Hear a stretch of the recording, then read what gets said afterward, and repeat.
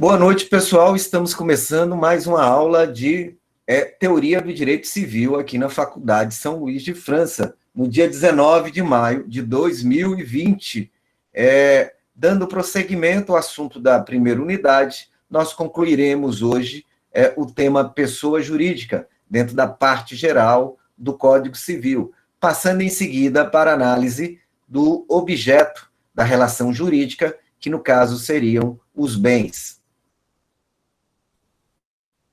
Colocar uma tela de apresentação.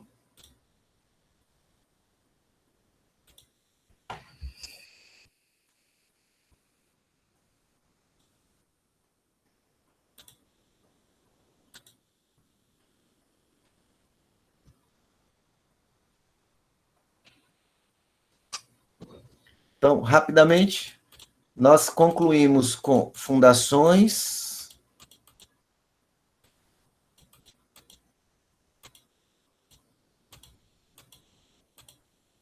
Não, já tinha terminado, então.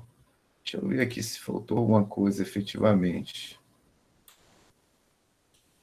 Pessoa jurídica já foi tudo.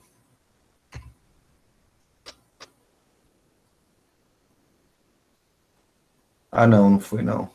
Sabia. Está faltando aqui a parte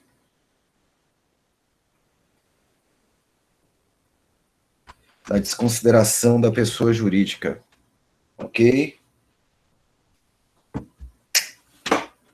É isso mesmo? Né? A gente não deu essa parte ainda de desconsideração da pessoa jurídica.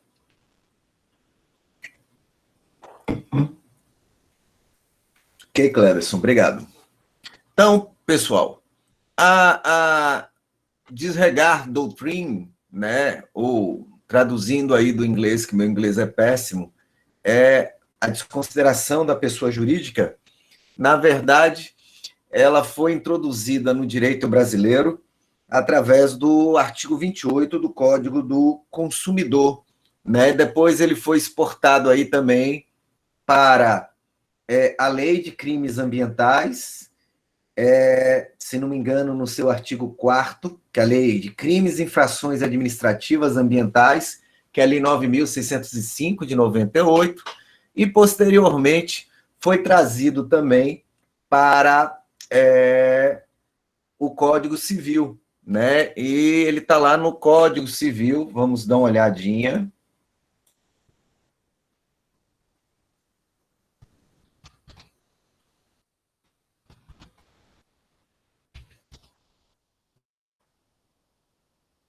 Se não me engano, no artigo 50, isso mesmo, né? Com a redação até recente, agora de 2019, agora do final do ano, inclusive. De forma que quem tem código impresso deve estar até desatualizado. Deixa eu pegar aqui, deixa eu aumentar a letra, está muito pequena.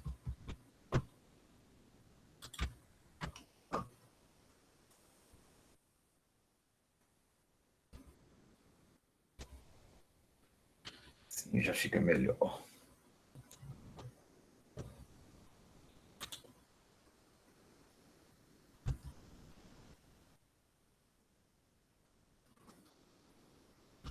Né? Percebam que teve várias alterações. E essa última alteração é agora de 2019. Pela numeração é final do ano, provavelmente novembro ou dezembro. Vamos ver aqui.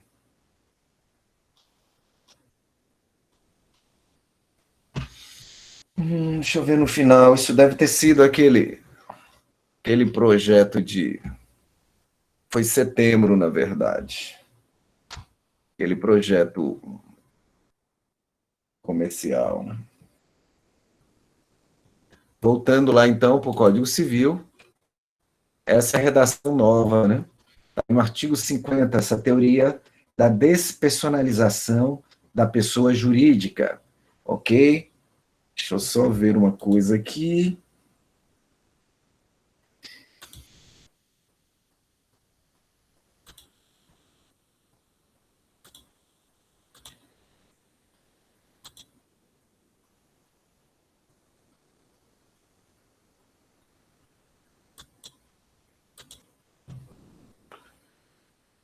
Ok, então vamos lá, né? Então, a desconsideração no direito brasileiro, eu acabei de falar aqui, começou o Código do Consumidor, artigo 28, artigo 4º, se não me engano, da Lei 9.605 de 98, entre outras aparições. E, finalmente, ele veio fazer parte da parte geral do Código Penal, Código Civil brasileiro, aí no artigo 50, tá? Deixa eu só tirar meu vídeo aqui, que eu estou assistindo a aula também com o celular e o sinal está chegando muito ruim aqui.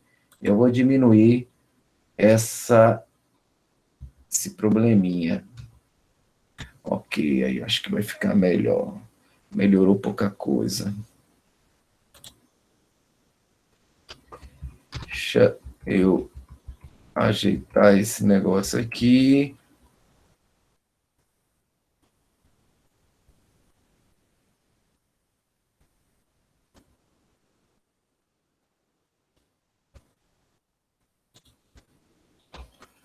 Né, então, dando prosseguimento à apresentação,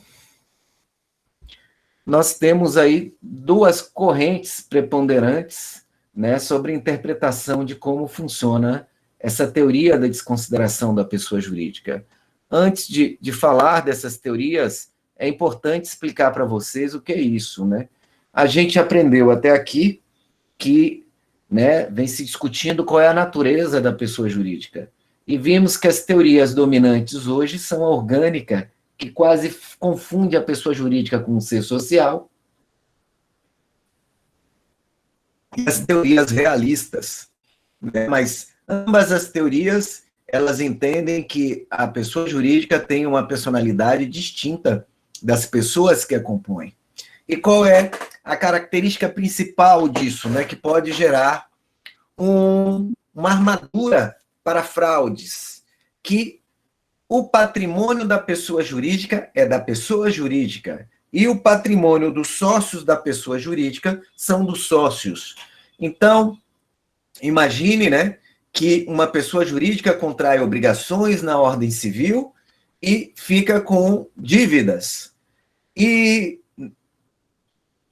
após ser executada, né, os sócios, percebendo que o patrimônio da empresa vai ser liquidado para pagamento dessas dívidas, né, podem pensar, por exemplo, de alguma forma, em transferir esses patrimônios para os sócios e, com isso, né, tentar iludir os credores, tá? E usando como blindagem nessa separação que foi criada entre pessoa jurídica e pessoa física.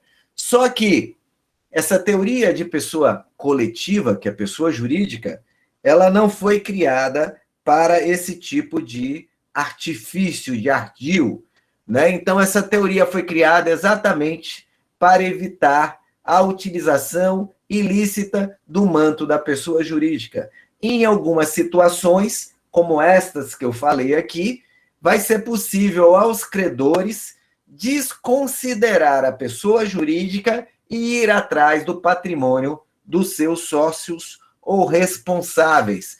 Então, em poucas linhas, isso que é desconsideração da pessoa jurídica, ok? Que é a disregard doctrine.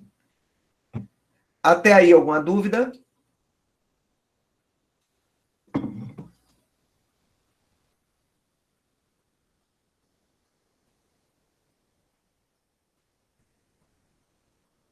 Estão me ouvindo direitinho?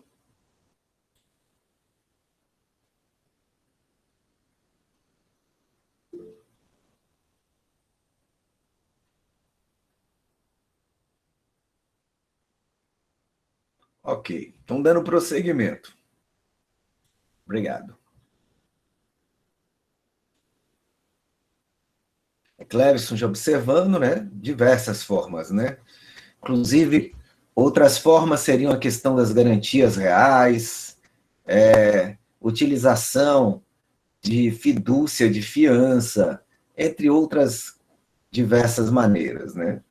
De qualquer forma, isto é um instrumento, uma tentativa de tentar evitar alguns ardis, mas é óbvio que, né, às vezes nem com isso se consegue. Mas é um instrumento útil, né? Eu mesmo, como consumidor, eu já me vali umas 2 vezes dessa doutrina aí, e ela foi um instrumento muito importante para que a causa tivesse efetividade. Eu não sei se foi aqui que a gente estava discutindo, né? Que às vezes você procura o judiciário numa lide e ao final do processo de conhecimento, o judiciário reconhece que o direito está contigo e reconhece uma obrigação da outra parte. E, não obstante reconheça a obrigação da outra parte, no momento de executar, não se acha patrimônio. Então vem aquele famoso ditado leigo, né? Que ganhou, mas não levou. Então, quando se tratam de pessoas jurídicas, esse instrumento ele é importante, né? É um instrumento só a mais, pode não funcionar, é um instrumento importante para que se dê efetividade, né, à execução.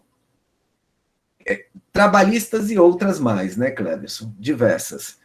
Por exemplo, a minha foi, né, de consumidor e a empresa sumiu, né? E aí vem aquela coisa de sucessão de empresas em fraude, tem várias questões aí.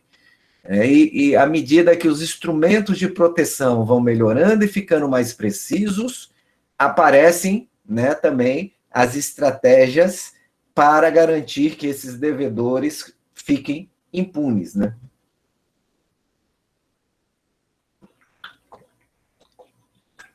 Inclusive, um dia desse, né, Cleverson deve até saber dessa, estava aí sendo divulgado na imprensa que o dono de uma antiga empresa de material de construção daqui, que eu não vou citar o nome, muito grande, que faliu e estava com muita dívida na praça, essa empresa estava adquirindo mansões, né, no litoral sul do estado a preços absurdos, né? A empresa não, né? Os sócios da empresa. E aí ficava o questionamento, né? Como que a empresa deve a diversas pessoas dívidas trabalhistas e os sócios têm patrimônio para comprar casas, mansões em leilões, né? Então, percebe-se, né? Eu imaginei, né? Todos, quem conhece Aracaju sabe o que é, né? Então, né, percebe-se que, na verdade, esse instrumento é importante, mas ele não é por si só suficiente. Agora, às vezes, a arrogância das pessoas, né, acaba tornando algumas estratégias inúteis. O que eu quero dizer com isso? Sergipe é um estado pequeno, todo mundo se conhece, né? Então, se eu digo que que eu estou numa situação ruim e eu apareço num leilão comprando uma mansão, ou na rede social viajando para Paris, né, isso está mostrando que a minha situação econômica é diversa daquela que eu estou tentando provar junto ao judiciário. E eu devo lembrar para vocês, né, que rede social é meio de prova, muito utilizado nas causas de direito de família, porque as pessoas querem mostrar, às vezes, né, o que tem. Né? Então, é o pai lá na audiência de alimentos, dizendo que está desempregado, que não tem como pagar R$ 100 para o seu filho, né, que daria aí, daria isso dividido por 30, daria R$ 3,3 por dia, né? O menino ia morrer de fome se precisasse disso. Aí, quando você vai ver, no Insta do cara, né, ele viajou para os Estados Unidos, ele estava com carro zero, né? Estava lá em Fernando de Noronha com a namorada, bonitona, né? Então, como é que um cara desse não tem condição de pagar um pouco mais para o filho, né? Então, essas questões de rede social, elas servem. Tudo bem que o Alex está colocando uma questão aí que é verdade, né? Às vezes mostra o que não tem, mas perceba, a partir do momento que mostra, está fazendo prova contrária a ele, está gerando uma presunção. É óbvio que ele pode desconsiderar isso, né? Mas muito complicado o sujeito dizer que não tem nada para estar lá nos Estados Unidos, numa praia em Miami, aproveitando a vida. Mas, enfim, vamos lá. Então, nós temos que verificar aí, né, que nós temos a teoria maior e a menor, né? Então, a teoria maior basicamente, para que haja a desconstituição da pessoa jurídica, teria que haver a comprovação da fraude e do abuso dos sócios, né? Então, eu não só chegar assim, não, olha, doutor, eu acho, né, que os sócios estão usando a empresa jurídica como fachada aí para dar um golpe nos devedores. Não. Tem que comprovar concretamente a fraude, né? E que houve abuso por parte dos sócios nessa questão patrimonial para que se possa desconsiderar, né? Então, a teoria maior, ela tem maiores requisitos, né? Pegando aí a pegadinha do maior, né? Ela tem requisitos mais rigorosos para a desconsideração da pessoa jurídica. Já a teoria menor, né? Ela se contenta em o credor só mostrar que ele sofreu prejuízo. Olha, eu sofri um prejuízo, a empresa está me devendo e os sócios têm patrimônio. Basta isso, provar o prejuízo do credor, que já pode desconsiderar a pessoa jurídica, certo?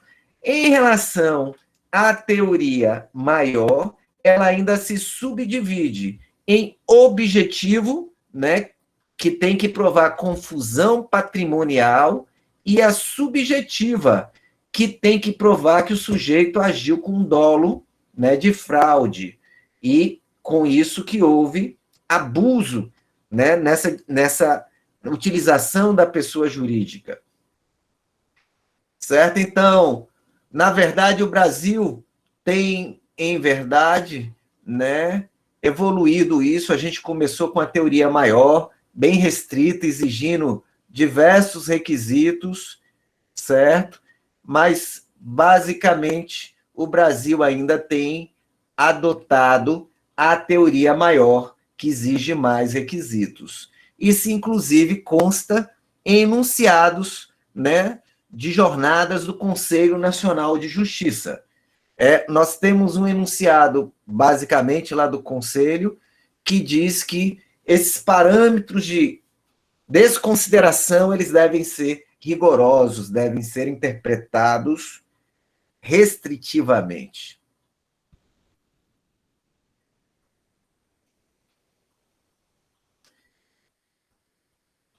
Tá? É importante dizer também que, embora o Código Civil adote a teoria maior, que exige maiores requisitos, né, a doutrina considera que o Código do Consumidor, que é o nosso pioneiro, que é o artigo 4º da Lei do Meio Ambiente, eles são mais são instrumentos de desconsideração mais forte, porque basta a teoria menor. Ou seja, lá em direito do consumidor ou em meio ambiente, basta o credor provar o prejuízo que vai haver desconsideração. Então, professor, qual é a teoria adotada no Brasil?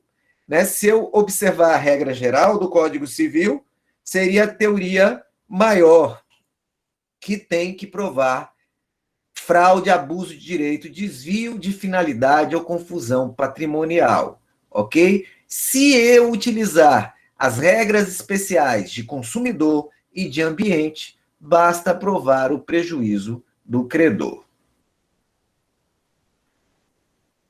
E volto a falar para vocês, né? Todo mundo na vida, seja da área jurídica ou não, né? Já tem até alunos aí da São Luís que já passaram por isso, acabam indo para o juizado, né, como autores. Então, lembrem-se que essa teoria da desconsideração da pessoa jurídica, ela é importantíssima no juizado.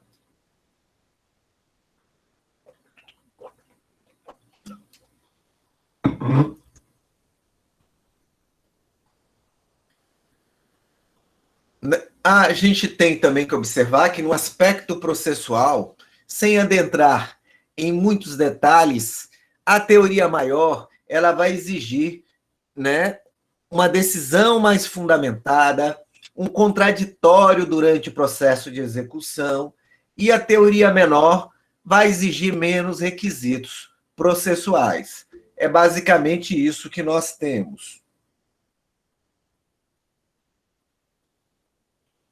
A desconsideração inversa eu acho que eu ainda não expliquei, Cleverson. porque ela é o próximo ponto aí, né? Eu estou aqui no processo de execução ainda. Chego já nela. Né? Já a desconsideração inversa, né? Ela já é uma criação doutrinária nossa e jurisprudencial que usa essa estratégia ao contrário, né? Normalmente eu quero tirar o véu da pessoa jurídica para ir atrás das pessoas físicas. Então, em algumas situações que já se verificou alguma fraude, bula, né? Se identificou em casos concretos acontecendo o contrário. A pessoa física transferindo o seu patrimônio para a pessoa jurídica para iludir alguém. Isso normalmente acontece, né? Vamos ver se vocês estão sabidos, né? Me diga aí que situação. Pronto, Cleverson já matou. Né? Isso vai acontecer principalmente em direito de família. Certo? Então, o sujeito na união estável, lá no direito de família, né? Porque vocês sabem, sem entrar em muitos detalhes, que pelo regime oficial que nós temos do casamento, que se aplica também à união estável, que é, né, da comunhão parcial, que os aquestos, que é aquilo que é adquirido durante a união é dividido pelos dois, pelo casal, então, às vezes o sujeito tenta transferir para uma pessoa jurídica alguns desses bens para tentar escapar da ameação. Então, basicamente, nessas situações, tem se pedido a desconsideração inversa, né? Então, eu vou sair da pessoa física, que é, por exemplo, o cônjuge fraudulento, para ir atrás da pessoa jurídica. Óbvio, como isso é uma criação doutrinária e jurisprudencial, né, sem, inclusive, a doutrina entrar muito em detalhes sobre isso, eu entendo que aí se aplica a teoria maior. Tem que provar tudo, tem que provar fraude, tem que provar má-fé, tem que se provar tudo. Não basta provar que o cônjuge, né, que ficou sem a parte dele, ficou no prejuízo. Ok? Tirou a dúvida aí, Cleverson?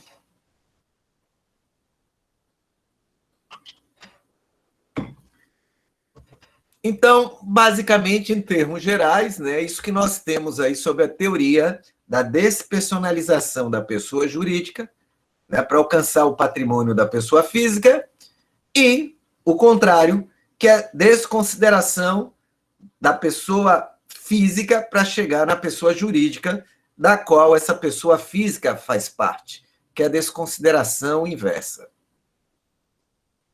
Um tema que eu gosto muito, né, eu não sei como é que é como está o currículo de Direito Civil da São Luís, né, lá na FANESE tem uma disciplina no final da cadeira de Civil, que é a disciplina de Responsabilidade Civil.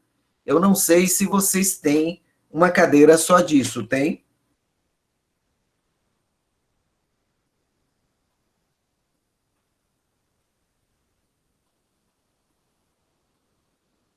Alguém aí sabe se vocês têm responsabilidade civil como disciplina, isoladamente no currículo?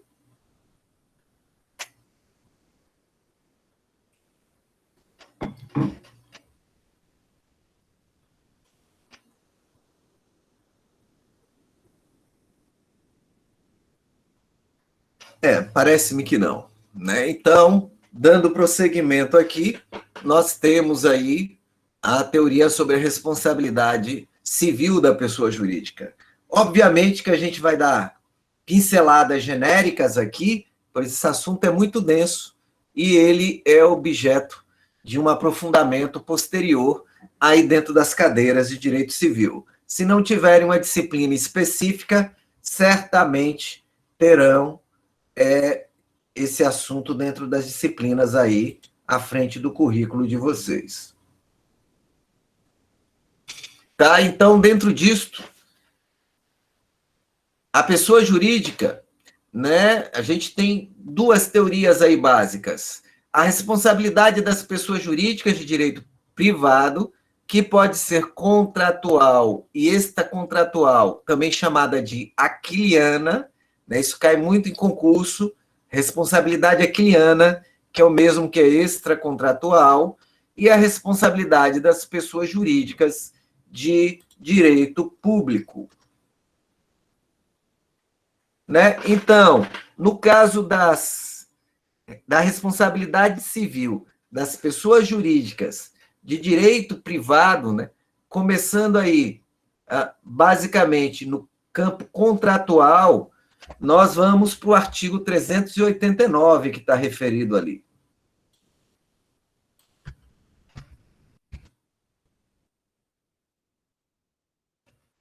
Né? Então, a responsabilidade civil contratual da pessoa jurídica, ela tem esta base. Não cumprida a obrigação, isso vale para a pessoa física também, viu, pessoal? Não cumprida a obrigação, responde o devedor por perdas e danos, mais juros e atualização monetária, segundo índices oficiais regularmente estabelecidos. Então, isso é o que acontece quando alguém não cumpre um contrato, certo? É basicamente esta aí a norma. Dúvidas sobre isso?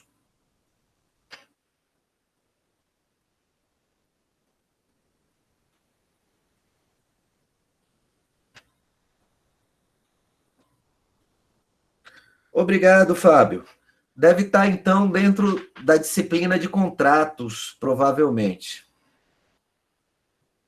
Né? Então, só lembrando, a responsabilidade civil contratual das pessoas jurídicas segue aí a regra geral, né, do Código Civil de Responsabilidade Contratual, que é o artigo 389.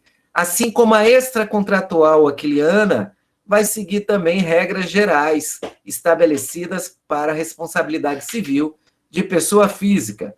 O 186 e o 187, sem olhar, eu já digo que é aquela regra geral. Quem causar dano a outrem fica obrigado a ressarcir.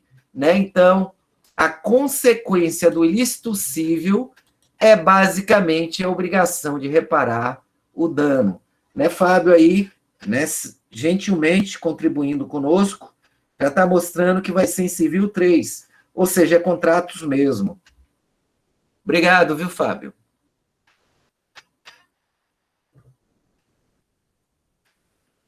Deixa eu ir aqui para esses dispositivos, só para a gente fechar direitinho. 186. Né? Já adiantei o 186. Quem causar dano a outrem fica obrigado a repará-lo, né? Que é basicamente a redação nova, é aquele que, por ação ou omissão voluntária, negligência ou imprudência, né? Lembra, a gente já falou sobre isso, né? Aqui, ó, parece que só está tratando de culpa, mas está tratando de dolo também, certo? Ação e omissão. É espécie de conduta que vocês aprenderem em penal, inclusive. A conduta pode ser positiva e negativa. Violar direito e causar dano a outrem, né? Comete ato ilícito, né? Mesmo que seja só moral essa violação. E com isso tem a obrigação de reparar o dano. Né? Também comete ato ilícito, né? Quem comete abuso de direito e não se constitui, isso aí já é uma matéria mais específica. Voltando para cá, né, que ele vai continuar essa teoria da reparação do dano, vai para o 927 e o 9323. Então, vamos lá para o 927. Aquele que por ato ilícito, né, tá aqui agora, causar dano a outrem, fica obrigado a repará-lo. Não era o 186, era o 927. Então, esse aí, eu já posso dizer para vocês que é a norma mais importante da culpa, da responsabilidade civil extracontratual ou aquiliana. Né? A responsabilidade regra é subjetiva, precisa de provar dolo ou culpa, e, excepcionalmente, a responsabilidade vai ser objetiva, independentemente de culpa. Depois nós vamos ter, voltando para cá, o 9323, né? O empregador responde pelo que o empregado serviçal preposto no exercício do trabalho causar de dano a outrem. Olha a responsabilidade aí. E o artigo seguinte, as pessoas acima indicadas, ainda que não haja culpa da sua parte, responderão pelos atos de terceiros ali referidos. Certo? Então, é uma responsabilidade objetiva pelo ato de terceiros praticados com responsabilidade subjetiva. Isso é o que está aqui na apresentação. Então, nós temos aí a responsabilidade das pessoas jurídicas de direito privado, segue a das pessoas físicas, tanto a contratual, que a base é o 389, quem não cumprir uma obrigação vai responder pelos danos, juros, correção monetária e tudo mais, assim como a culpa aquiliana, que está no 927. Quem causar dano a outrem tem a obrigação de repará-lo. E a responsabilidade civil das pessoas jurídicas de direito público, essa tem características diferentes, que vocês já estudaram Constitucional 1 ou Administrativo 1?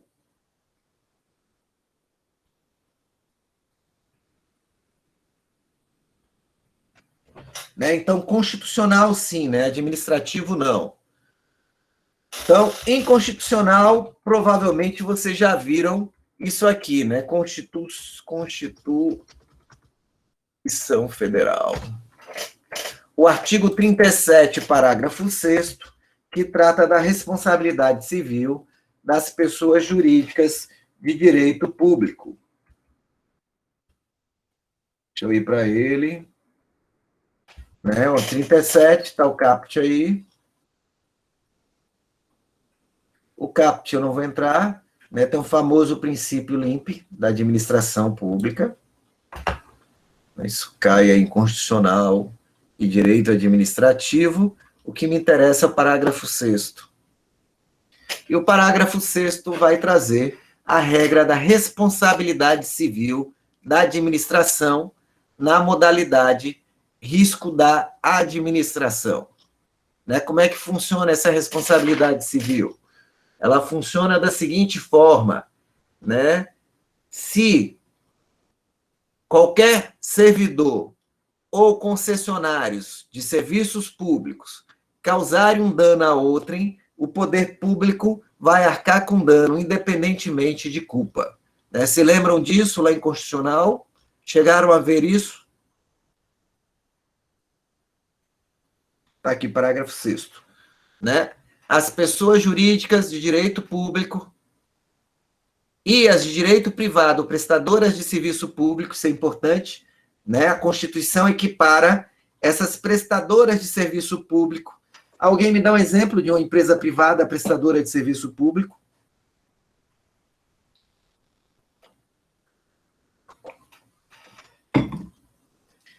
Torre, Deso, isso. São as concessionárias, né? São as empresas que exercem atividade que, teoricamente, é do poder público e foram terceirizadas. São as empresas de transporte de ônibus, dentre outras. Então, né, elas são equiparadas aí... pois é. Então, elas são equiparadas aí a poder público. Significa que responderão pelos danos que seus agentes causarem a terceiros. Até aqui não tem nenhuma novidade, pessoal. Se não tivesse essa norma, né, não teria nenhuma novidade aí. Seria exatamente o que diz o Código Civil na responsabilidade civil aquiliana do 927. Certo? A questão fundamental aqui é que essa responsabilidade civil é objetiva, tá? E significa, né, tá aqui, ó, que mesmo que não haja culpa ou dolo, o poder público e essas empresas concessionárias respondem, né, com um detalhe. O poder público ou essas concessionárias em ação regressiva, ou seja, né, elas sendo responsabilizadas pelo dano, elas podem buscar a responsabilidade civil de quem efetivamente causou o dano, né? Então, assegurado o direito de regresso contra quem causou o dano. Só que, veja que interessante, né? a responsabilidade do poder público comigo é objetiva, né? Vamos dar um exemplo. Imaginem vocês aí, né, que aconteça um acidente com um ônibus, né? Sei lá, o motorista fecha a porta do ônibus e prenda meu braço e arraste o ônibus, e em função disso eu quebrei o braço, me machuquei bastante, certo? Então, o que acontece? O poder público municipal, ele responde pelo dano, independentemente do motorista ter culpa ou dolo nessa história. O motorista do ônibus só vai responder ao município de Aracaju regressivamente se agiu pelo menos com dolo ou culpa. Então, para, né, o cidadão, a responsabilidade do causador do dano é objetiva. Né? Em relação ao causador do dano e o poder público, a responsabilidade civil é subjetiva. Então, isso se chama responsabilidade civil objetiva na modalidade risco da administração, né? E ela tem uma característica interessante. Se houver aí as causas que excluem a responsabilidade civil, a administração se isenta de pagar. Alguém sabe quais são as causas que excluem a responsabilidade civil?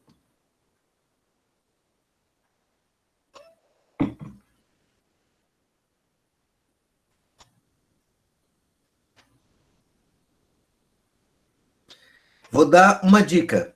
Né? Uma se chama caso fortuito. Né? Então, Islânia está correta. Né? Já temos duas aí, caso fortuito e força maior. E as outras duas são quando o fato é provocado por terceiro e culpa exclusiva da vítima. São as 4 causas que excluem a responsabilidade civil da administração pública nesse tipo de responsabilidade civil aí. Né? Aí outra coisa interessante, que vocês vão estudar mais na frente. Qual é a diferença entre caso fortuito e força maior? Porque é interessante isso, né?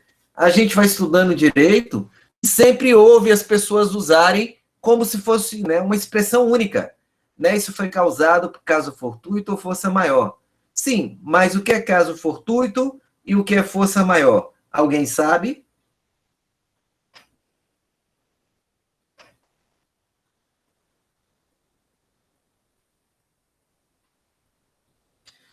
Então, Islânia está dando aí. Força maior é da natureza, né? Caso fortuito, segundo Alex, é ato divino. Né? Aí Islânia já ficou na dúvida. Né? Então, Islânia tem duas, né, explicações. Tem uma explicação civilista, né, que é a que vocês estão indo aí, Alex e Islânia. Elas deixam a gente na dúvida, certo? E não é porque vocês não. Essa classificação é terrível, né? Porque sempre a gente vai ficar na dúvida. Então, Alex está aí, provocada por fatos humanos que interferem. Né? Então, né, Alex, você pode até perceber pelas definições de Alex que a gente não está conseguindo uma definição precisa. Então, assim, vocês e Alex estavam num caminho de uma explicação civilista disso. Como é a explicação civilista? Se for de um ato humano, é força maior. Se for de um ato da natureza, é caso fortuito, certo? Só que a gente sempre confunde, ignora isso. Isso mesmo, é meio confuso isso, Jaime. Né? Agora eu vou mostrar para vocês como é que a teoria administrativista separa os dois. Aí fica bem tranquilo. Né? Se vocês prestarem atenção, vocês não vão ter problema com isso nunca mais na vida de vocês. Então, prestem atenção. Ambos, caso fortuito e força maior, têm um elemento comum. Eles são inevitáveis. Por isso é que eles tiram a culpa, né, do poder público nesse caso. Então, o que tem de comum nessas duas coisas? São fatos ou eventos inevitáveis, certo? Vamos para o importante agora. O que tem de diferente, certo? O que tem de diferente eu não preciso decorar, gente. Um deles é imprevisível e o outro é previsível. Pelo próprio nome, você sabe qual é o imprevisível. Qual é o imprevisível? É o caso fortuito ou a força maior?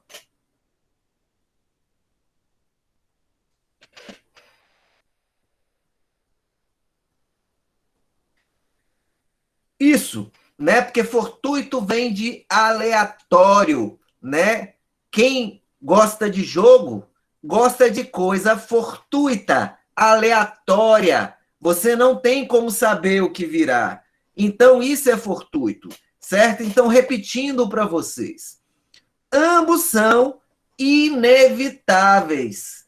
Por isso é que, né, o poder público, nesse caso, não vai ser responsabilizado. Não foi ele que causou, certo? Ambos são inevitáveis, não tem o que se fazer contra eles. E eu vou fazer um gancho com pandemia, preste atenção para ver como isso é importante. Ambos são inevitáveis. Agora, né, a diferença é que um é imprevisível, que é o caso fortuito, e o outro é previsível, certo? E por que todo mundo usa os dois juntos, professor? Primeiro, insegurança. Segundo, a consequência é a mesma. Eles vão excluir a responsabilidade.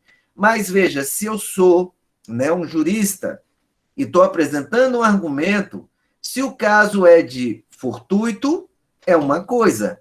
Se o caso é de se o caso é de força maior, é outra coisa, certo?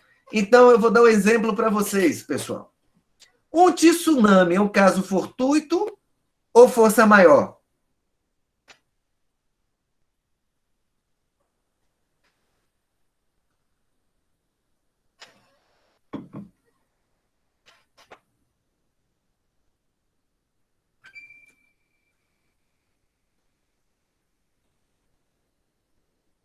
Né?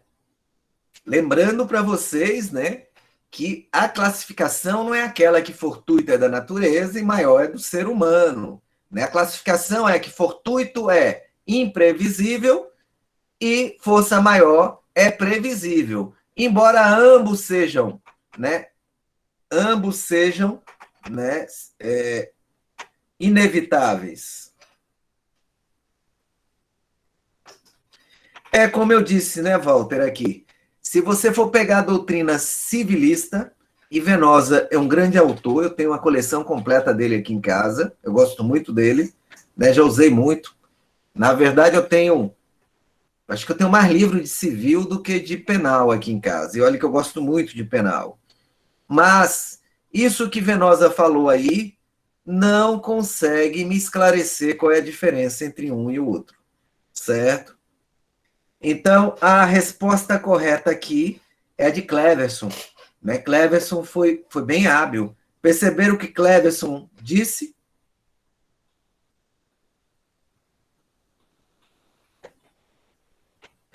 Né? Então, perceba que o mesmo fato pode ser previsível ou imprevisível. Né? Então, vamos analisar aqui o tsunami. Né? Digamos lá que houve um tremor, né, um andamento das placas tectônicas submersas próximas da costa da Indonésia, que é aquela área que sempre tem erupção de vulcão, né, terremoto e maremoto. Né? Então, o que acontece? Ali tem uma característica. Normalmente é muito perto da costa que ocorre o maremoto. Então, por mais sensor que tem ali, não dá tempo nem das pessoas fugirem. Né? Se vocês tiverem ou já tiveram a curiosidade de olhar na internet, ali quando o tsunami chega é pegando de surpresa. Teve uma aí, eu acho que no Réveillon, do ano retrasado, né, o pessoal estava numa festinha lá e de repente veio a onda lá de tsunami. Então, nesse caso, nós temos um caso fortuito, porque além de inevitável, é imprevisível. Mas essa mesma onda, né, que gerou esse tsunami, é capaz dele bater lá na costa do Japão, dependendo da força, né? E aí o Pacífico tem diversos sensores e provavelmente o Japão vai ser avisado horas e horas antes do tsunami atingir a costa japonesa, certo? Então, aí o que vai acontecer é que esse mesmo evento para o Japão é força maior. Ele é previsível, mas ele continua inevitável. Né? Então, não havendo condições de prever, é caso concreto, Jaime. Né? Se não tem como prever, né? Independente, né? Pode até ter tecnologia, a tecnologia não funcionar, né? Eu analiso o caso concreto, né? E normalmente caso concreto a gente analisa olhando o passado, né? Então, se deu para prever, vai ser chamado de força maior. Se não deu para prever, vai chamar de caso fortuito. Por isso, né, que embora os administrativistas façam essa distinção, que para mim foi realização de um sonho, porque, como eu disse, eu já li diversos autores civilistas. Caio Mário, Washington de Barro, Maria Helena Diniz, Silvio Venosa, né? Pablo, Cristiano, entre outros autores, e sempre eu ficava na dúvida no caso concreto. Alguém me perguntava, eu ficava, né? Eita, e agora? É natureza, é caso fortuito? É homem, é força maior? Ou é o contrário? Estou na dúvida. Então, né, para mim, a melhor separação foi essa da doutrina administrativista, né? Ambos são importantes porque eles excluem a responsabilidade civil, nesse caso específico, e são inevitáveis, por isso que excluem, mas a diferença é que um é previsível, no caso concreto, e o outro não. Tá certo, pessoal?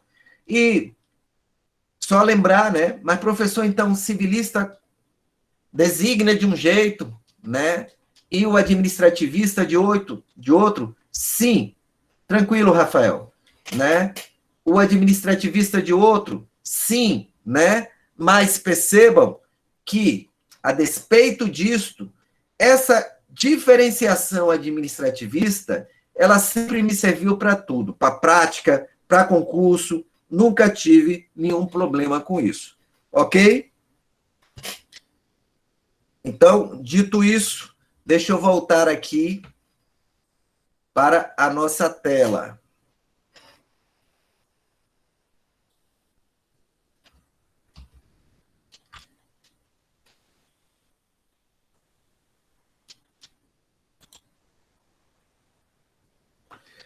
Aí vai entrar nessas questões de dissolução de pessoa jurídica, né? E nós temos todas essas possibilidades aí elencadas na tela, certo?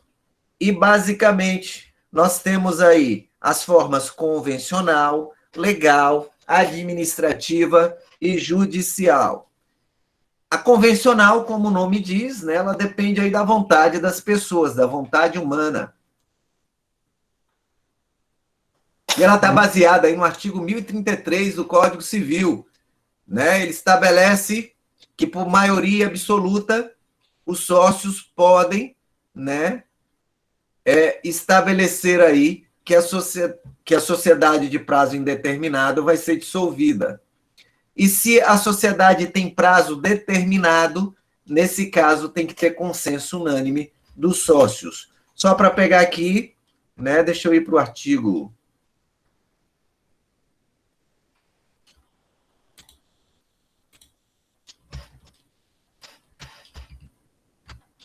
1033.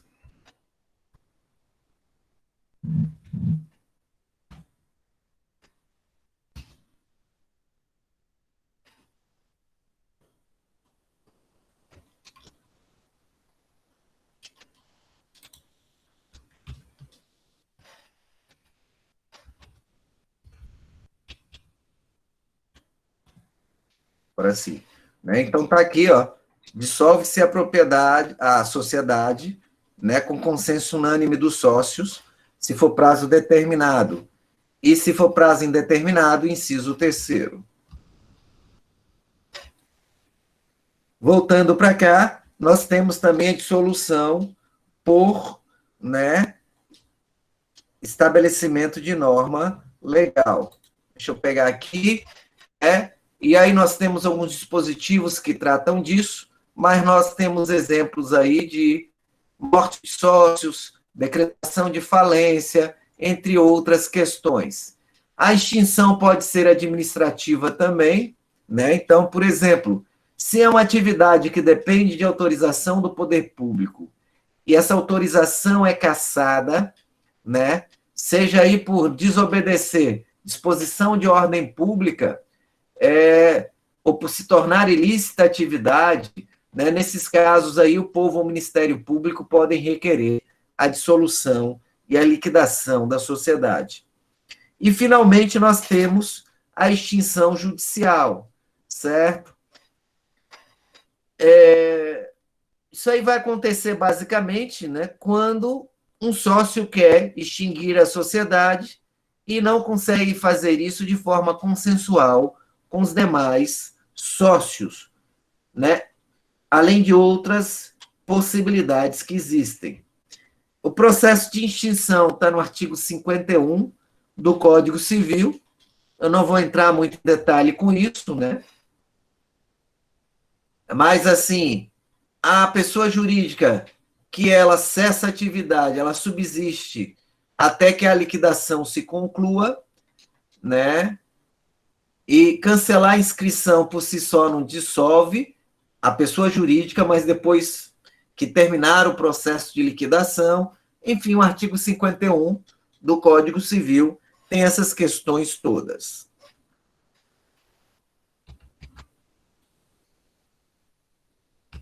Deixa eu voltar aqui para a apresentação.